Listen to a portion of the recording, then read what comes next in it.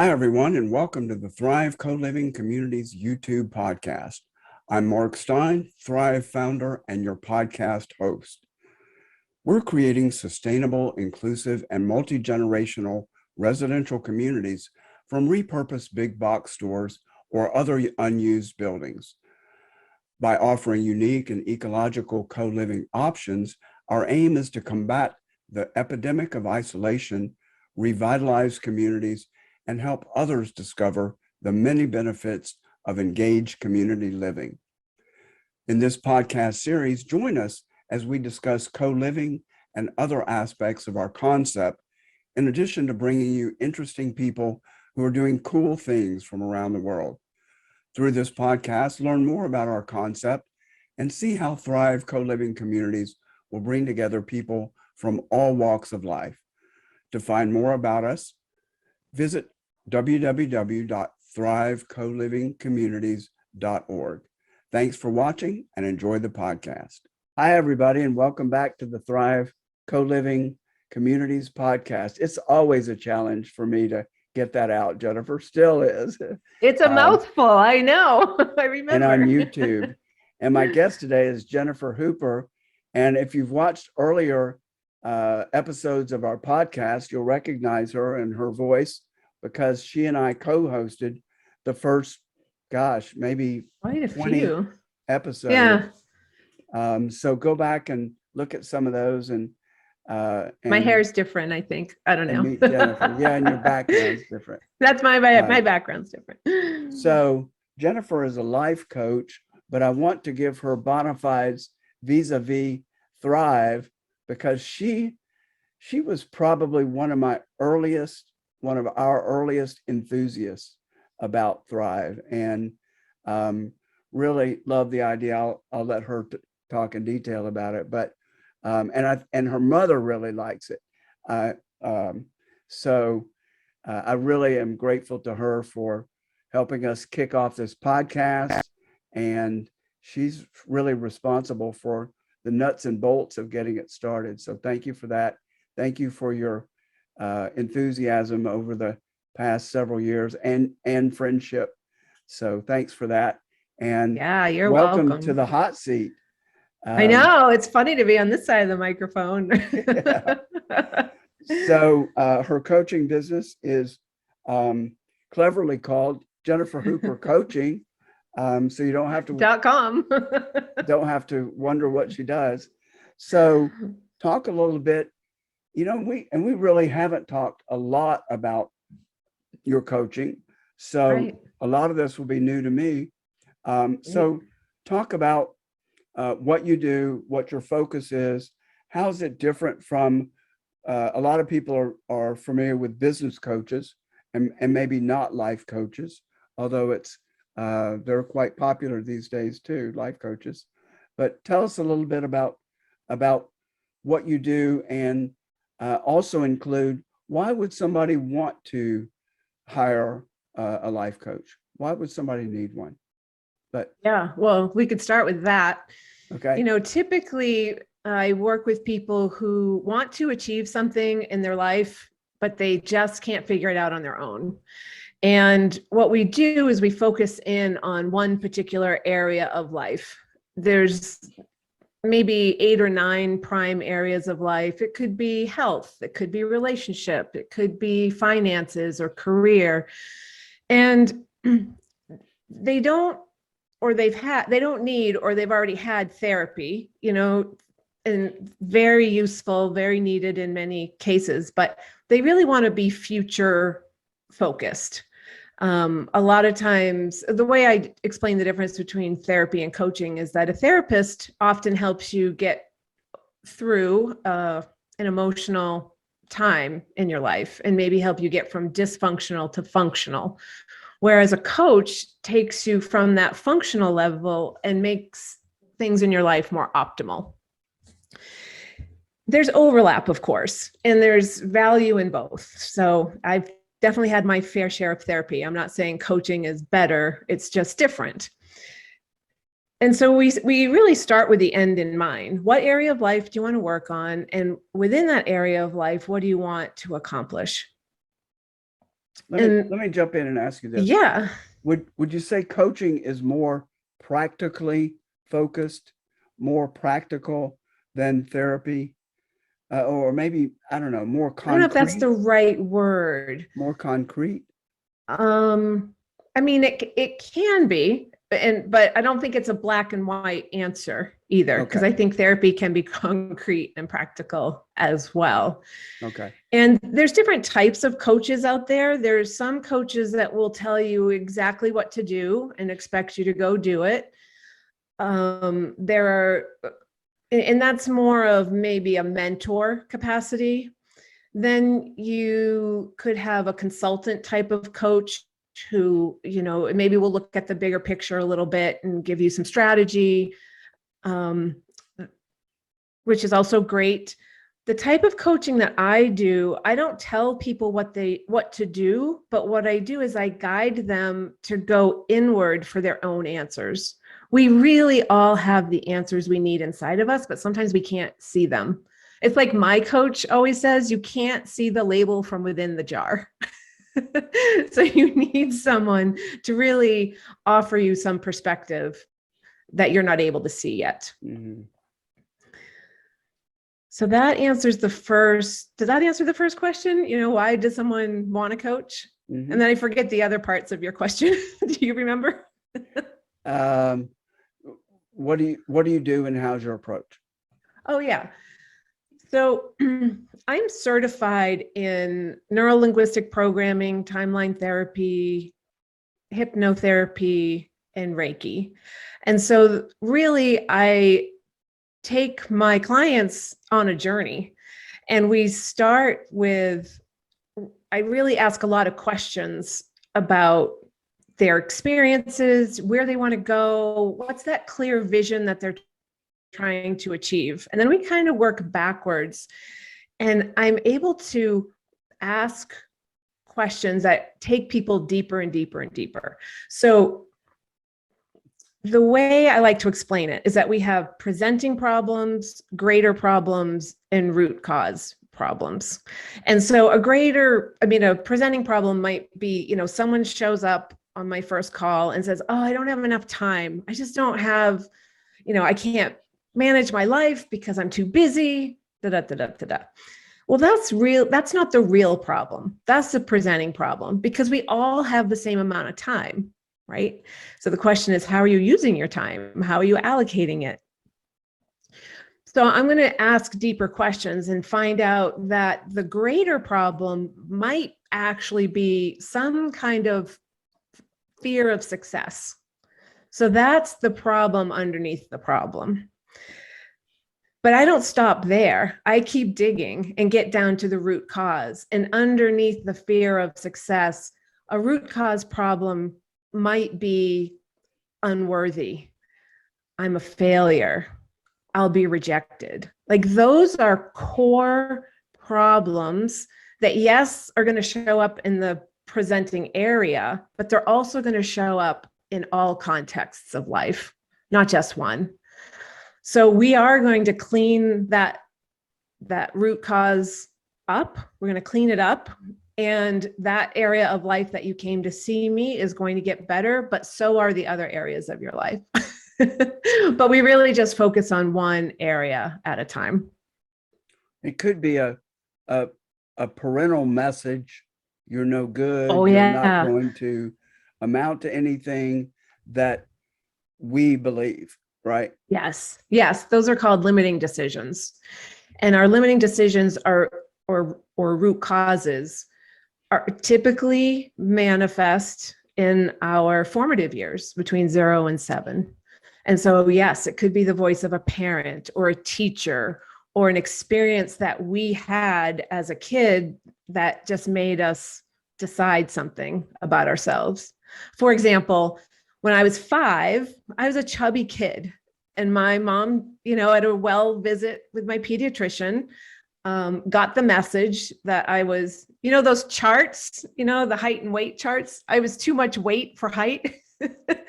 So the pediatrician told my mom to put me on a diet. Now at age 5, I don't know what that means per se, but I know what it means when my cookies, peanut butter, and cheese are suddenly taken away, right? Yeah. And so my little 5-year-old self wouldn't have used this language, but I can look back in the rearview mirror and know that that was the first time I felt shame.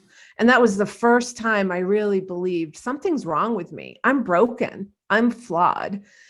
And that carried forward through my entire life and has affected my body image, my weight going up and down.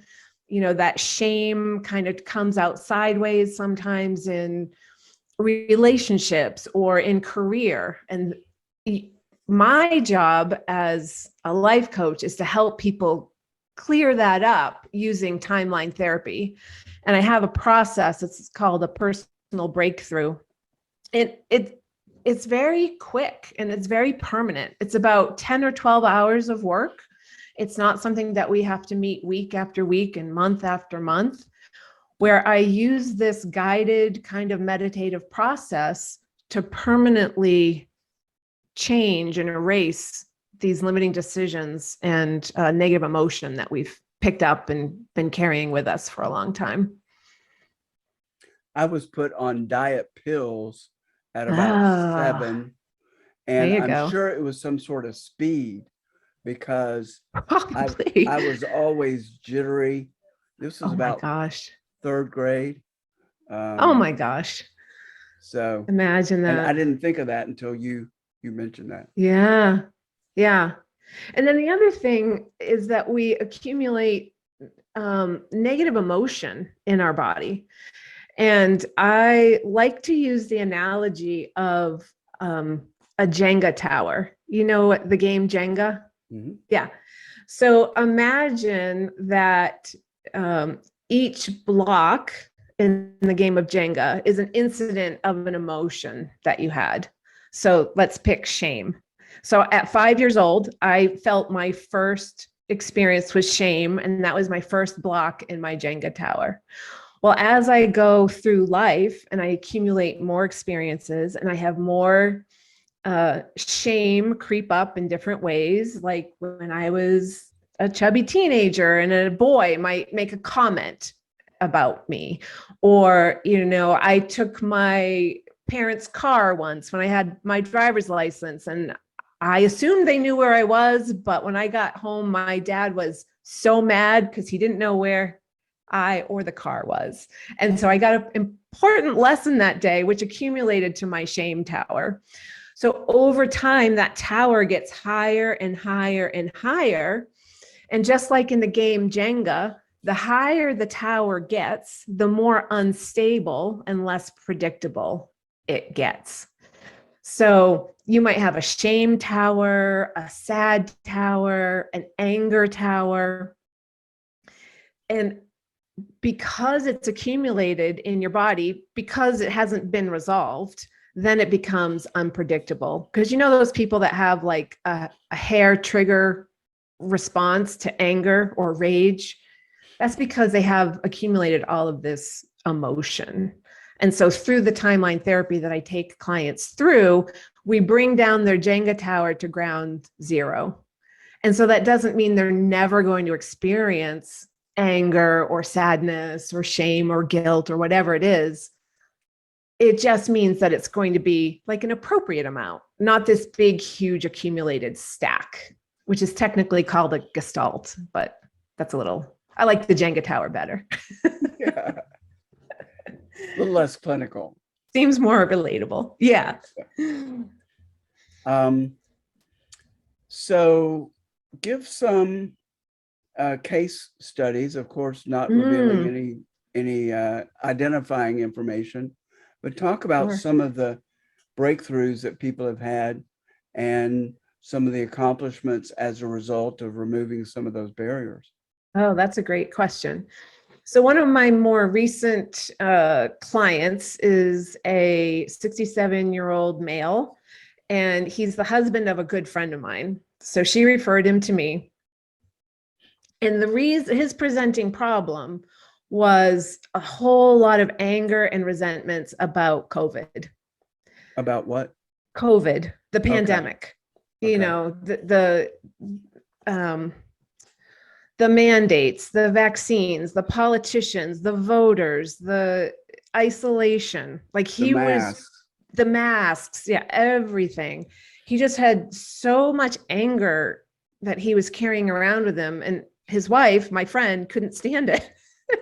So we worked together, and the day that we released anger, the very next morning, she texted me and she says, I don't know what you did. I don't know, because he doesn't tell me anything, but he's not angry. It's amazing. You are a miracle worker. So And what was at the root of that for him? he had quite a few root causes. Off the top of my head, I think there was some beliefs like I'm incapable, I'm not worthy, I'm not lovable. And then he just had a lot of accumulated emotion, shame, anger. He had some depression.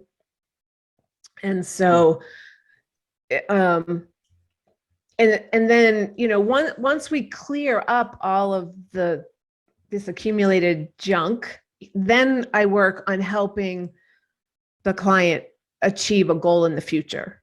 You know, okay, so 6 months from now, where do you want to be? What do you want to be doing? Let's set that goal. Let's get it very specific. Because a lot of my work really is integrating the conscious mind with the unconscious mind. I mean, the conscious mind is, we know, we set goals all the time, right? We know what we want. That's the conscious mind is the goal setter, but it's the unconscious mind that's the goal getter. And so if they're not aligned, if they're not working together, they're going in different directions. So you might say, yes, I want to lose 20 pounds in 6 months or 10 pounds in 6 months. And your conscious mind says, yeah, that sounds great. I can totally do that. But your unconscious mind says, no, you're not worthy. You're not good enough. You're never going to achieve that goal. That's going in a completely different direction. And that's where the self-sabotage happens. I mean, speaking for myself, anytime that I've had a weight loss goal and I get frustrated and overwhelmed, the first thing that I do is overeat. Totally self-sabotage my goal. Mm-hmm. So you really want to get them on the same page. And this work that I do integrates those two parts of us. Mm-hmm. I would think that somewhere in this client that you were talking about, somewhere down in him is a feeling of lack of control, because why else would you be mad at a natural event, you know? And the attempts to crush it, you know, or that's a good point, because one of the events that he went back to in our work together was, I think he was maybe 4 years old, and he was the youngest of 5, and he had 3 older brothers, and they had put him in a box and closed it, and he had no control. He was literally at their mercy.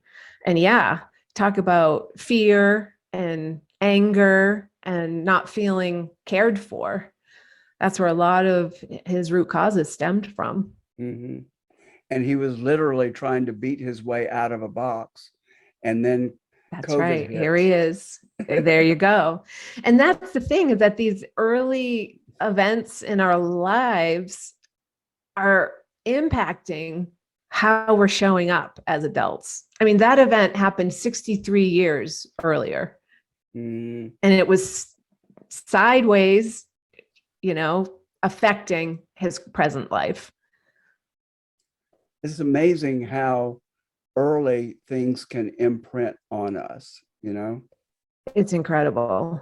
It really is. So much impact. I'll go out on a limb and share a very early memory. By the way, sometimes if you forgot your belt and you're doing a public presentation, it helps you to say, oh, I don't have my belt today. I forgot it. I look blue and purple in the in this conference.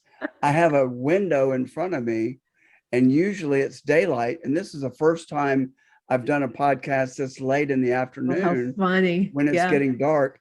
I've got a little light behind me, so I know I need to get a ring A light ring light. Yeah, you do. and put it in front of me. So I'm not Awesome. really a Smurf in real life, but let me just acknowledge it, and then I'll be able to let it You go. feel better. Okay. So I was 5 years old, and my mother left for the day or for an appointment. And I noticed her junk drawer. We all have that junk drawer. Oh, yeah. And I cleaned it out and organized it. And I didn't throw anything away, but I just reorganized it. And she came back, and when she saw that drawer, she just went ape shit. Oh my Because gosh. I was in her personal things. It wasn't her underwear drawer, it was just her junk drawer. Right. And in that was a white handled, pearl handled hairbrush. And she gave me a good talking to with that hairbrush on the Oh, butt. yeah. And she said, never touch my things again. Really angry. Yeah. And at that moment, at 5, I imprinted, I remember it to this day. This is Yeah. not somebody who can be trusted. This is not somebody that's going to be on your side. And we had a division starting at that time, Right. that early. Wow. And so What were all the negative thoughts and emotions that came up for you as a 5-year-old? it was all about abandonment, Yeah. distrust. Really, it boiled down to distrust, and it really Yeah. imprinted on me. And we had a very distant relationship. So, Yeah. And did you make it mean anything about you? oh, it was 100% about me. Yeah. What did you make it mean about yourself? Yeah, it was basically, you can't do anything right. Yeah. That was the Yeah. message. And so can't did do you the right adopt thing. that? Did you believe that about yourself? I can't do anything right. You know, I have done a good bit of therapy, and I have Yeah. done some work with her Yeah. personally, and after she passed, Yeah. and came to an understanding of her as a human being, cut her some slack. She was who she was, that sort of thing. So That's I amazing. That's amazing. But do you think in your 5-year-old self before it went to therapy, the rest of you went to therapy?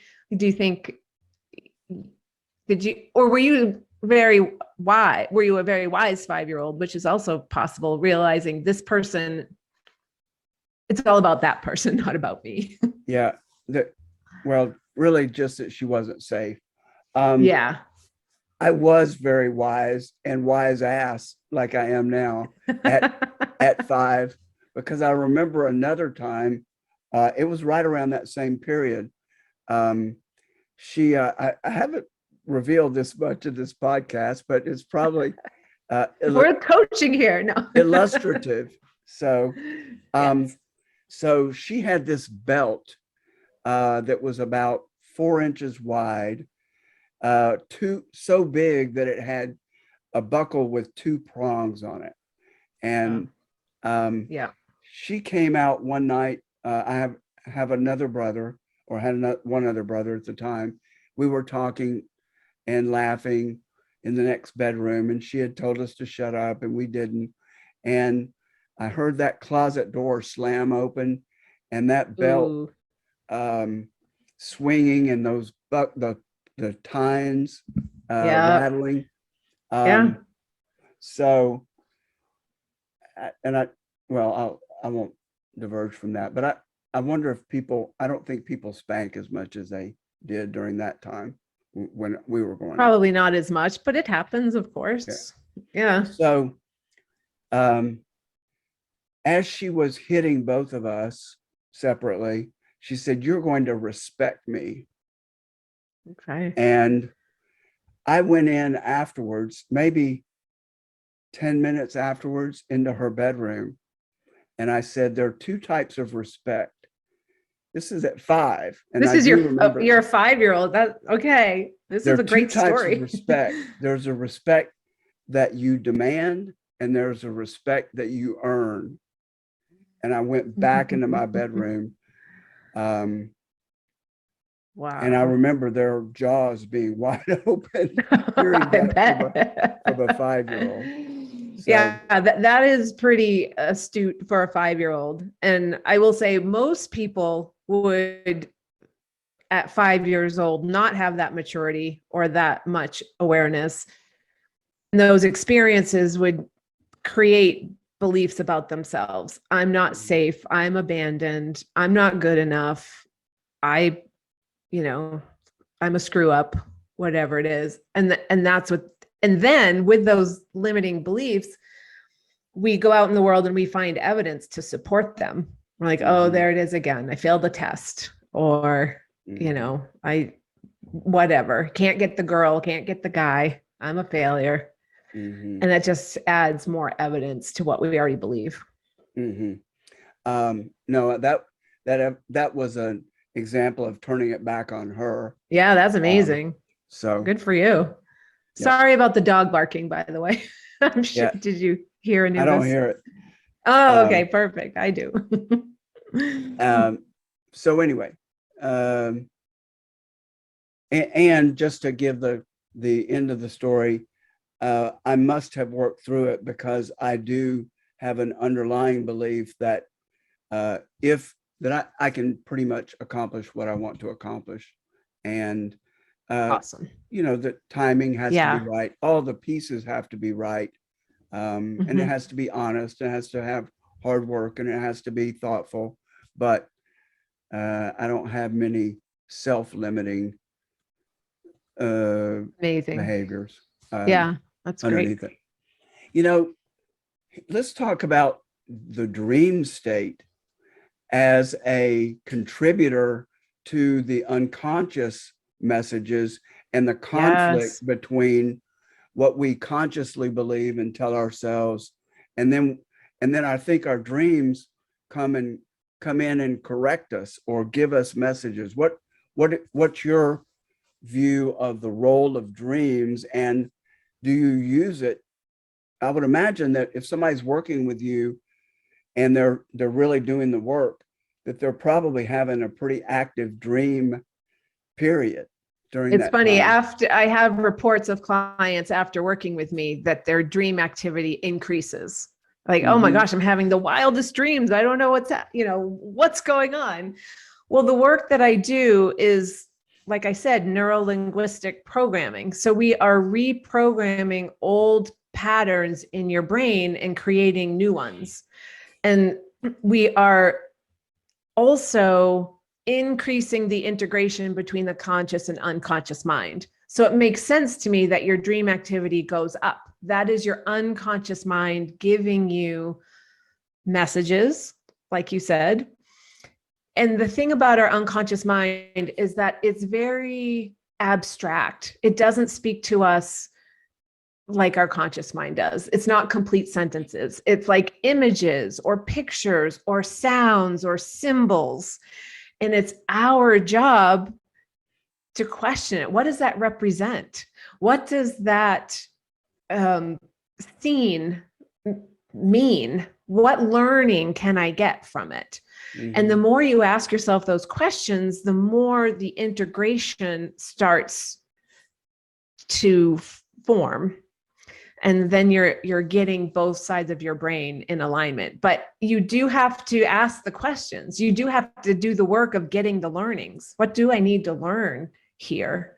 Do you recommend people keep a notepad, and when they're awakened by a dream, to jot down as much of it as they can? Well, maybe if I did it myself, I would recommend it. I'm always too lazy to wake up in the middle of the night. One thing that I do encourage my clients to do, it's not related to dreams, but it is writing things down, is what judgments come up for you when you're moving around in the world. So if you meet somebody and you're instantly like irritated, or you don't like that person, or you think they're rude, really start to write down what those judgments are, because those are the things that you need to clean up. You would not be able to see a negative characteristic in somebody else if it wasn't inside of you in some way. Mm-hmm. And so this is a concept called perception is projection. So everything that we perceive in the world is because we're projecting it from our inner world. Mm-hmm. So you write them down in your judgment journal, and it will become the roadmap to your personal breakthrough, because these are the things that you no longer want in your experience. Mm-hmm. But also the flip side is true. If you come across someone and you're really impressed, or you think they're a great speaker or an amazing business person or a fantastic parent, that goes in your judgment journal too, because you wouldn't be able to see that in someone else if it wasn't inside of you. So even if it's someone who you may perceive to be ahead of you in some way, use that as evidence that that's where you're going, and you want to leverage those judgments as much as possible. So the negative ones you want to clean up, and the positive ones you want to really tune into and say, ooh, that's going to connect me to my genius and what I want. Evidence of that is a sibling is talking about their parent to another sibling. Okay. And they say, Mom is just driving me crazy. She's got all these quirks and details, and they're railing about it. And you're going, yep. Why she aggravates you so much? Because you are just like her. That's right. Exactly.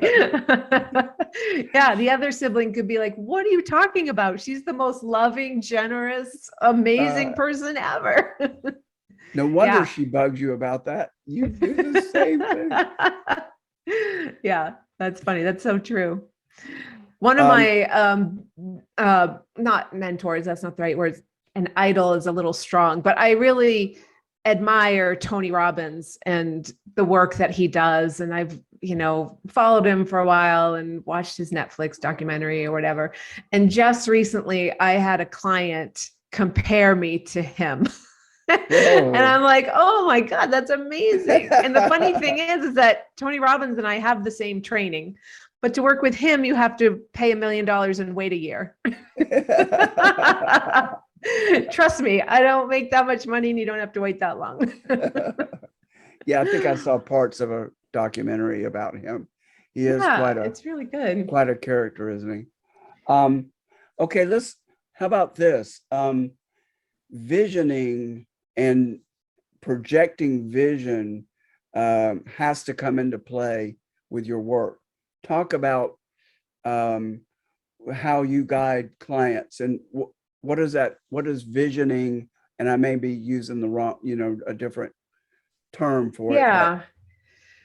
So visioning is really, or like creating vision boards, things like that, is really a conscious mind activity. Mm-hmm. And what we want to do is use that and bring in the unconscious mind at the same time. Mm-hmm.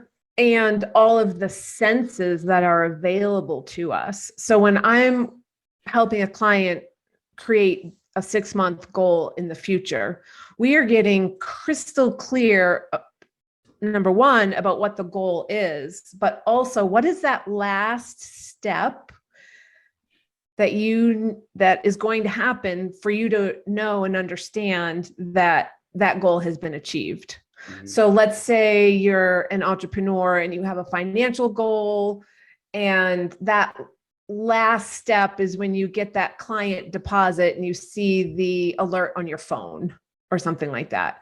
And so we want to make that last step as crystal clear as possible. What does that look like? Who are you with? What does it feel like? Are there sounds in the background? What do you smell? Is there something cooking in the kitchen? We really want to maximize and bring in all of the sensory experiences of that future moment. We want to create it now, and then we want to practice it over and over and over. And the more we do that, the more likely we are to achieve that goal. It's different if you just set the goal and you never think about it again. Probably you're not going to get it that quickly because you'll get derailed, you forget. But when you're tapping into that experience over and over,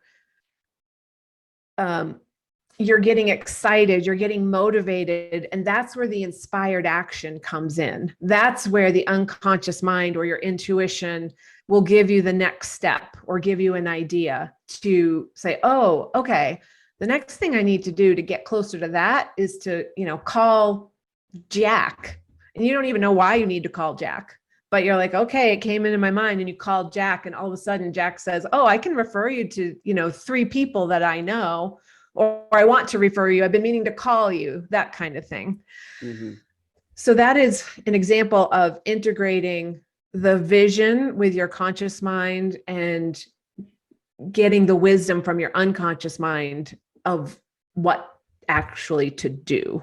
Because we can't just sit around and think about our goals. We actually have to do things too. Talk about the importance of writing things down, writing your goals down, writing the action steps down. I've heard that people that write down their goals are much more likely to achieve them. I know we're still talking about the conscious. We're still dealing with the conscious mind and not the unconscious stuff that blocks. But how important do you think it is to write down goals and steps, and what do you guide people to do? Yeah, that's a good question, because I think the answer depends. Not everybody is a writer or a visual process. Some people don't like that activity of writing things down. They get frustrated. They get you're wasting bored. My time. You're wasting my time. So that activity isn't going to be good for that person. But maybe they have an amazing imagination. Maybe sitting for 5 minutes in a chair while they're drinking their coffee, imagining that goal, is going to better serve them. Mm-hmm. However, having said that, I do have a daily writing practice that I go through fits and starts. Like sometimes I do it like every day for months, and then sometimes I take a break and I don't do it. But, it really starts with, what is my goal? Because it's amazing how often we forget, especially when it seems so far off in the future, 6 months from now. But really reacquainting yourself with it every day. What is it that I want to achieve? What is it that I'm working on? And then asking yourself, on a scale of 1 to 10, how aligned am I with that goal today? Do I think I'm absolutely going to get it? And if not, what are all the negative thoughts and emotions that are coming up around that goal? Like, oh, today I feel like I'm never going to get there. I'm not good enough. I feel frustrated. I feel overwhelmed. And then ask yourself, well, what do you want instead? What do you need to believe instead? And what do you need to feel instead? And just that very simple exercise will shift the vibration in your body from a negative state to a positive state. And then once you're in that positive state, just ask yourself, what inspired action step am I going to take today? Could be 1, could have 3. What am I feeling inspired to do right now? Mm-hmm. So it's a yes and answer to your question. Yes, it can be very helpful, and it's not for everybody. Yeah. But I would think that even if somebody is not a journaler, mm-hmm. Journal writer, that it can't hurt to at least have it in outline form and near you, and not just the end goal, maybe just the end goal, but I would think that having the action steps, but I guess that's a more left brain person that's going to be more important for. There's Whereas nothing the wrong right with brain, keeping the goal ahead of you, in front of you. It could be a vision board. It could be a page in your journal. It could be something that you write every day. All of those are really great techniques and tools. So let's say a person works with you on one goal. They get there, and it may not be right when they're working with you. They may stop working with you and still get there. Hopefully people report back. And They'll get there faster working with me. Give you work victory stories. But, part of what I would imagine you're trying to do is to help, remove blocks to achieving whatever it is that they want to achieve, but also to learn some skills and get some tools, both intuitive as well as conscious, to be able to achieve other goals without you. But when people do achieve something, having worked through things with you, do they often come back and let's say, okay, now here's another thing. We did it, and sort of like they've still got the training wheels on with this process, and maybe go through another goal with you. Yeah. So I have a client right now that I'm working on her money goals. She's a business owner. She's a solopreneur, and she has some very aggressive goals that she wants to achieve, but also had some self-doubt and insecurity and worthiness issues. So I did a personal breakthrough with her, and now I'm giving her follow-up coaching, just meeting with her once a week, cleaning up more and more, reminding her of what she's already learned. But then her next goal is a health goal. She wants to lose weight. So our next breakthrough together will be focused on that area of life. And again, like it doesn't matter how long you've been doing this. It doesn't matter how much you know, there's always more, right? So my coaches are amazing. They've been coaching for, I think they each have over 5,000 hours each, and they're still in the work. Because here's what happens. Like, let's say we start, working on something at ground zero, and we're reaching for a 10. It could be more money, it could be more clients, it could be better health or weight loss, better relationship, a relationship. Well, we get to that 10, like we get there, and then all of a sudden we're down to a new zero because a new 10 has popped up.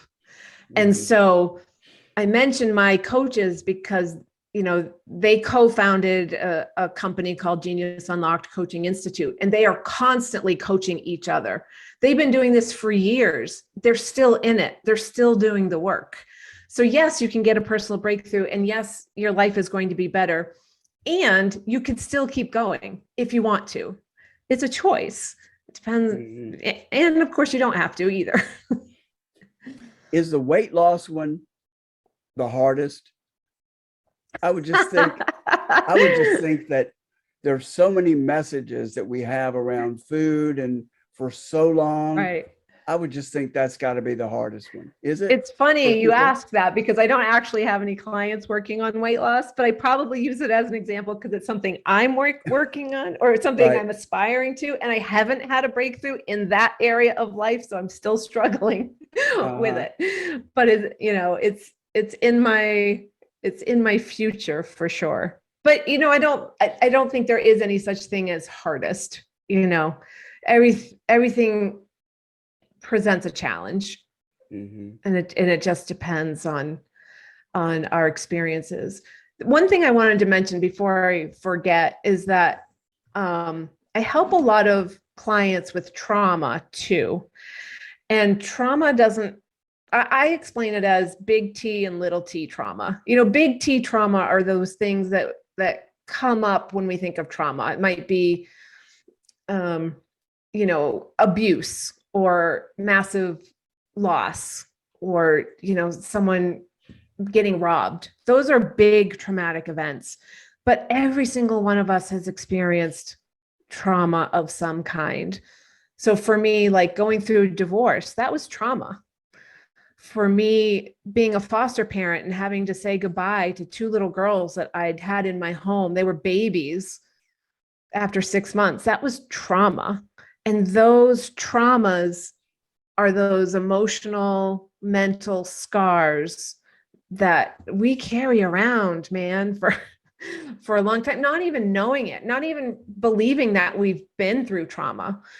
But I can really help people. Like, I offer a service called a trauma release, where we don't even have to talk about the event itself, but we have to talk about, like, what were your negative thoughts and emotions during that time? And that's what we're going to be cleaning up. Mm-hmm. Interesting. Yeah. Yeah.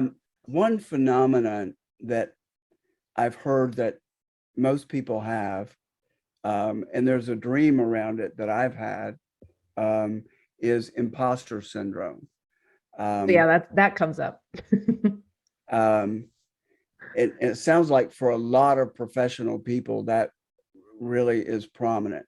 What are your thoughts on that? There's a root cause in there somewhere, and that's where that would have come from. Someone telling you you're not good enough, or who do you think you are? You're never going to amount to anything. And then you try and you're like, oh, that, I'm not good enough. I'm not worthy. And that's where that imposter syndrome comes from. Mm-hmm. A lot of people don't know this, but we have 4 voices inside our heads. We have the ego. That's the one that wants to be right, and it digs its heels in. It doesn't want to change. And it's basically telling us to stay the way we are. Don't go try to do that new thing. It's very righteous. And we have an inner critic. An inner critic is often the voice of a parent or a teacher that says, you're not good enough. You're not worthy. Who do you think you are? And then the inner child is that wounded part of us that is hurt, that didn't get a fundamental need met, like love and reassurance. And those 3 voices are really loud. Those are the ones that, we hear loud and clear. But there is a 4th voice, and it's quiet. And that 4th voice is our intuition.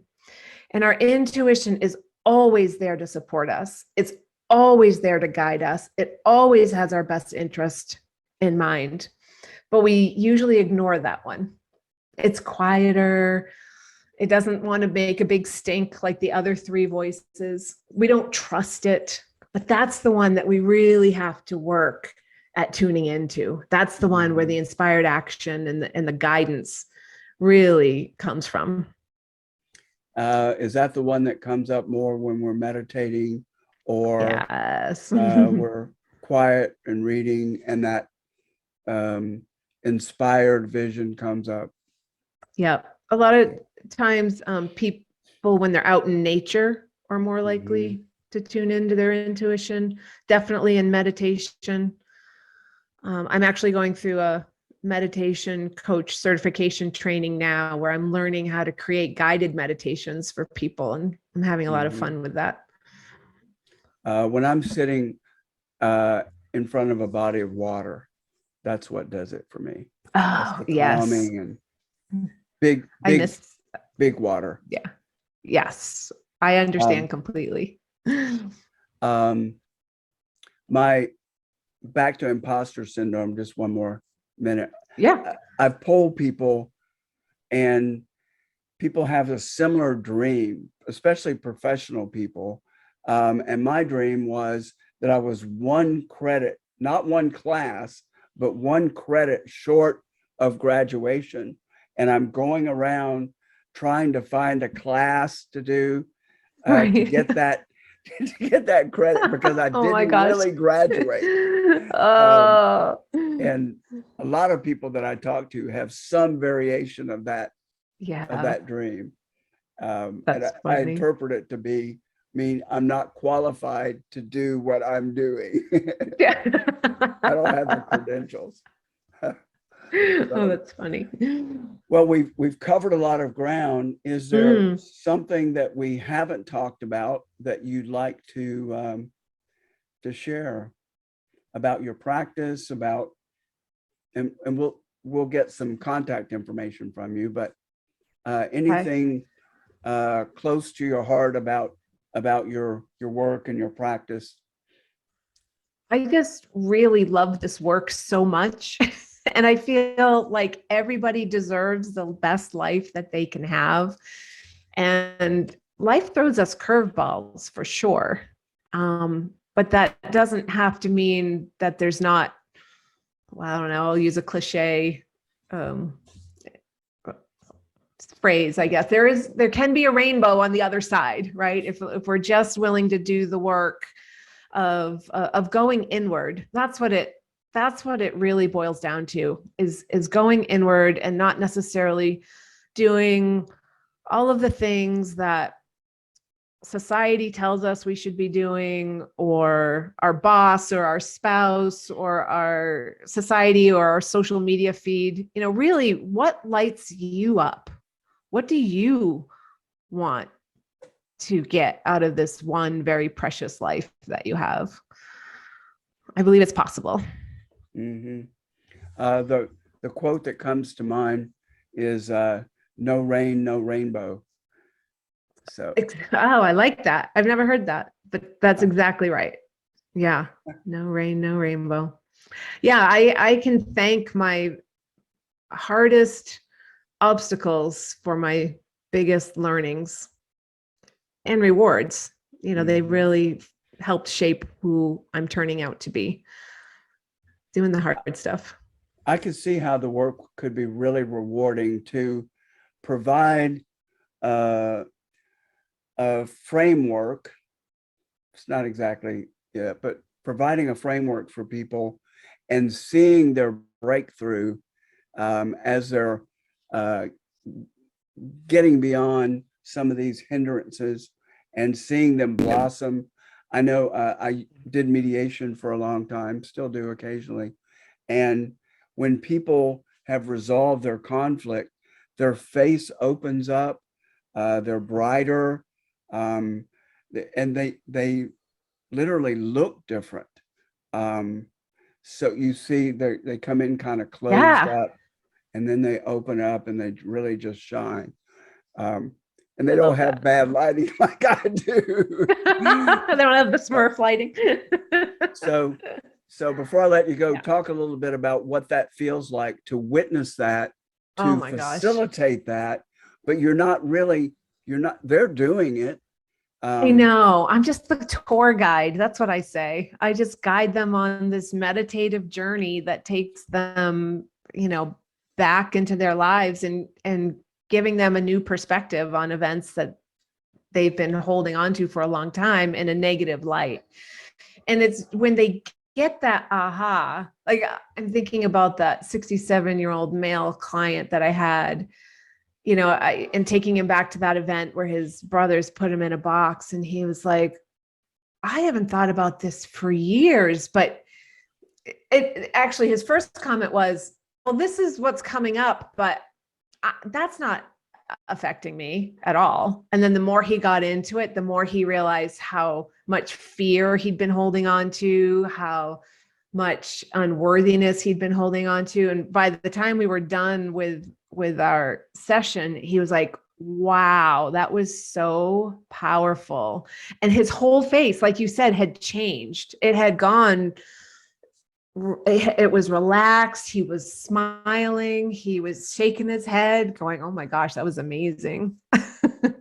That lights me up. That mhm, brings me such fulfillment. awesome.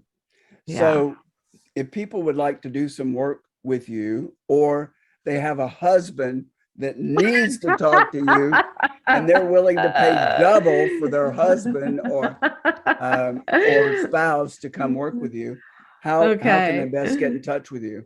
Yeah, about the spouses, the only comment I'm going to make is that the spouse has to be willing. You cannot drag an unwilling participant to coaching and What expect if they results. put a phone next to their ear while they're sleeping and let you do some subliminal No, it work? doesn't work that way. Yeah, people are welcome to find me at jenniferhoopercoaching.com. I offer free 15-minute calls with me. I understand I'm not the right fit for everybody, but I like to create this meet and greet opportunity. People can ask questions or, find out more about different things that I do. I have events coming up that is always on the homepage of my website. There's one in January. If anyone wants to work on their money story, I'm coaching a 5-day Keys to Unlocking Wealth challenge that starts on January 15th and goes to the 19th. And I also am launching a podcast on January 5th called the Soul Urge Podcast. And that website is thesoulurgepodcast.com. Awesome. Yeah. Well, thank you Thanks so much for having me here. It's been a pleasure being interviewed instead of an interviewer. Right. And we, over the several years that we've known each other, we've not run out of things to talk about. I know, never. So there's always a lot of fruitful things to talk about. Well, thanks so much for being with us, and we'll have you back on and talk about some other things, but best with your coaching. And Thank you. Thanks again for your continuous support for Thrive. She's on our advisory board or board of directors, and always lending a helping hand. So thanks again. Thanks everybody for tuning in. This is Papa Smurf signing out. Tuning up. Signing up. Bye, Mark. Thank We'll you. see you next time. Thanks for joining us for another great episode of the Thrive Co-Living Communities YouTube podcast. To learn more about our mission and how you can support our vision of creating co-living communities worldwide, please visit us at thrivecolivingcommunities.org. To receive advanced viewings of our podcast and other exclusive content, find us on Patreon at patreon.com/Thrive Co-Living Communities. You can also learn more ways to support our mission in the show notes below. Amazon Smile, GoFundMe, Kroger, and our own Thrive Gear store, where you can buy t-shirts, hats, and many other items. Thanks again for tuning in, and we'll look forward to seeing you again soon.